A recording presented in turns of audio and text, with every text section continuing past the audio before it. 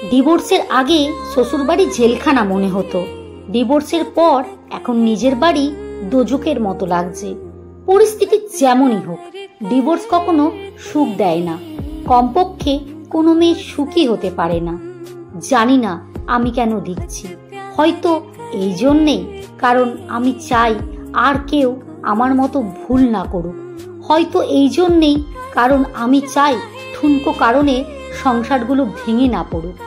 আমি 19 বছর বয়সী একজন নারী, আমার বিয়ে হয়েছিল আমার পছন্দে, সংসারটাও টিকেছিল 1.5 বছর। আমাদের একটা ছেলে আছে, ওর বয়স এখন 1 বছর। আমার স্বামীর স্বভাব চরিত্র সবই বেশ ভালোই ছিল, শুধু একটু জেদি, অবশ্য তাও সবসময় না, মাঝে মধ্যে। মানুষ ভাবে ওর বদ স্বভাবের জন্যই বুঝি আজ এই অবস্থা, কিন্তু আমি জানি আমাদের সমস্যার শুরুটা ওর দিক থেকে হয়নি। সব সংসারেই তো টুকটাক কিছু সমস্যা থাকে, ওরকম আমাদের মধ্যেও মাঝে মাঝে ঝগড়াঝাটি হতো, কিন্তু ঝগড়া বাঁধলেই আমি তল্পিতল্পা গুছিয়ে বাপের বাড়ির দিকে হাঁটা দিতাম। বাপের বাড়িতে বোনরাও আসতো, আর ভাইরা তো ছিলই, ওদের কাছে কেঁদে কেটে সব বলতাম। তখন সবাই ওকে ফোন করে বেশি কথা শোনাতো। আমার ছোট বোন তো রীতিমতন অপমানও করত। আমার কাছে মনে হতো ঠিকই আছে, কত বড় সাহস আমার সাথে লাগতে আসে, আমাকে নিজের মতো চালাতে চায়। আমার মধ্যে কেমন একটা জেদ কাজ করত।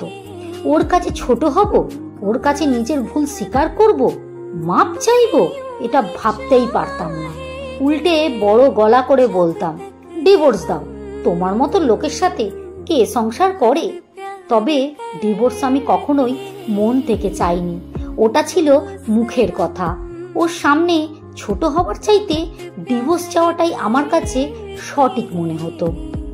একদিনের কথা এখনো মনে পড়ে। সেদিন ছোট একটা ব্যাপার নিয়ে তর্ক করতে করতে দুজনেই খুব উত্তেজিত হয়ে পড়েছি। রাগে আমার শরীর কাঁপছে, যা মুখে আসছে তাই বলছি, তুই তুকারি, গালি গালাজ, অপমান কিচ্ছু বাদ দিইনি। এক পর্যায়ে সহ্যের বাঁধ ভেঙে ও আমার গায়ে হাত তুলল। এর আগে কিংবা পরে কখনোই ও আমার গায়ে হাত তোলেনি, কিন্তু ওই একটা থাপ্পড়ই ওটাই যথেষ্ট ছিল। আমি বাপের বাড়ি চলে এলাম। আর হ্যাঁ, বরাবরের মতন এবারেও আমি নিজের দোষটার দিকটা না বলে খালি ওর দিকটাই বলে গেলাম। মানুষের দোষ কি আর কি লাভ? সবাইকে যা বলেছি সেটার ওপর ভিত্তি করেই আমার তারা বিচার করেছে। পরিবারের সবাই বলল, এমন ছেলের সাথে সংসার করার কোনো দরকার নেই, মামলা ঠুকে দাও। আমি সবার পরামর্শে মামলা করলাম। ওর নামে নারী নির্যাতনের কেস করা হলো। খুবই দ্রুত ওকে পুলিশ ধরে নিয়ে গেল। ওর পরিবার থেকে মুরব্বীরা এসে বারবার অনুরোধ করলো আমি যেন এই কেস তুলে নিই। ভেতরে ভেতরে আমিও চিন্তা করছিলাম, আচ্ছা আমার স্বামী কি আসলেই জালেম? ও কি কোনোদিনও নিজের হাতে আমার গায়ে হাত তুলেছে?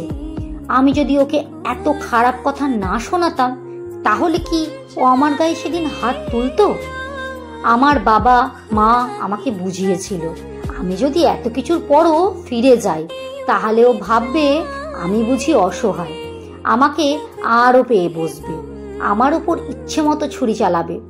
একবারও গায়ে হাত তুলেছে মানে বারবার একই কাজ করবে, কাজেই নিজের থেকে ফিরে যাওয়া তো প্রশ্নই আসে না। কিন্তু আমার মনের ভেতরটা কে যেন চিৎকার করে বলতো, ও তো এমন লোক না। তবে ও সেদিন আমার গায়ে হাত তুলেছিল, সেদিনের হাত জোর করে আমার কাছে মাপও চেয়েছিল।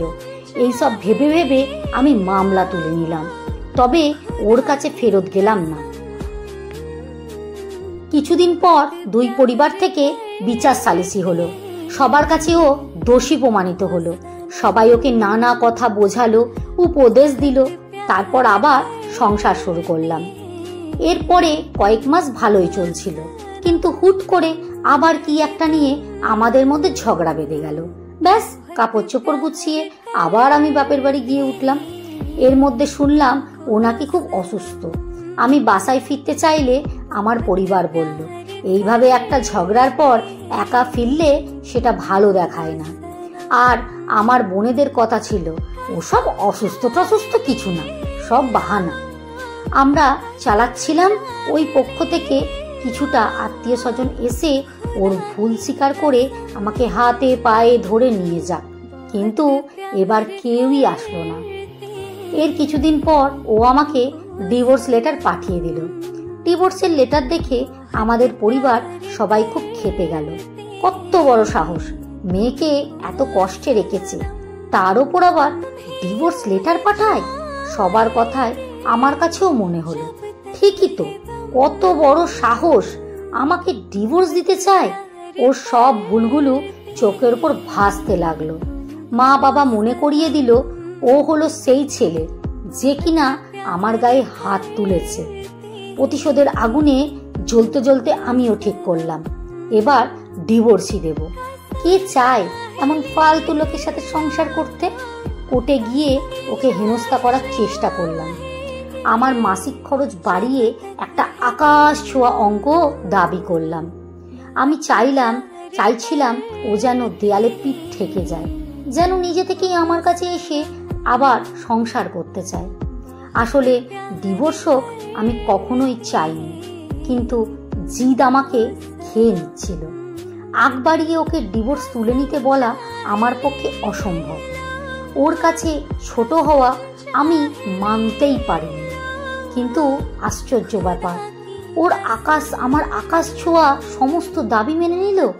আমাদের ছেলেকে আমি পেয়ে গেলাম, ভরণ পোষণ, মাসিক খরচ ও সম্পত্তি সব। বিনিময়ে ও পেল শুধু ডিভোর্স। আমাদের ডিভোর্স হয়েছে আজ 3.5 বছর। ও আবার বিয়ে করেছে, সুখেই আছে বোঝা যায়। আসলে ওর মতো নির্ঝঞ্ঝাট স্বামীকে নিয়ে মেয়েরা হয়তো সুখেই থাকবে। এখন আমার নিজের কথা ভেবে আফসোস হয়। মানুষের মুখের কথা কখনো কখনো ছুরির চেয়েও ধারালো হতে পারে। ও আমাকে একবার থাপ্পড় মেরেছিল ঠিকই, কিন্তু আমি ওকে কথার তীরে ওকে ছিন্ন বিচ্ছিন্ন করে ফেলতাম।